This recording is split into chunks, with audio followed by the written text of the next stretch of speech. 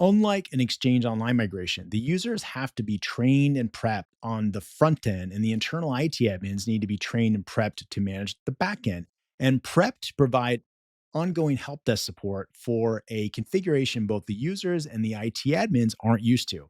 Configuring, securing, sharing, and supporting shared files in Teams and OneDrive is not at all the same as sharing files through a Windows server file server. Migrating on premises file shares to Microsoft 365 only happens once in a company's lifetime, which means an internal IT manager can't get the experience of doing these migrations over and over to get the confidence to plan out and execute a high profile migration like migrating shared files. And then confidently supporting it after the migration. And look, I've said this in a lot of videos. I feel for internal IT managers. I was one for the first 3 years of my IT career. Internal IT managers are often strapped for resources, don't get ongoing training or certification roadmaps by their company, and have their hands full keeping the existing IT system configuration hunkering along. So the key message here is that hooking up Migration Manager and doing a copy sync, while not easy, isn't the hard part. The real work is done before and after achieving a 100% successful sync copy between your file server and Microsoft 365, which is where a company like Cerulean comes in, because you're not going to be able to just Google search your way through this.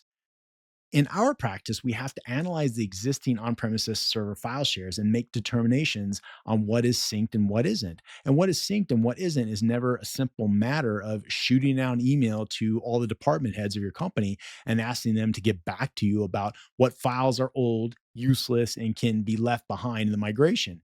These department heads will never respond to that email, as they're not certain, nor is it realistic to ask them to prioritize in their work schedule the tedious work of determining what files they do or do not need. And those old file shares have so much useless data on them. Yet, we as IT managers keep absorbing the cost to carry them forward, securing them, and backing them up from one file server refresh to the next. Data that nobody can confidently say can be deleted. So it's better to just draw a line in the sand and state that as part of your plan, you're only migrating files that have been created or modified in the past 5 or 10 years.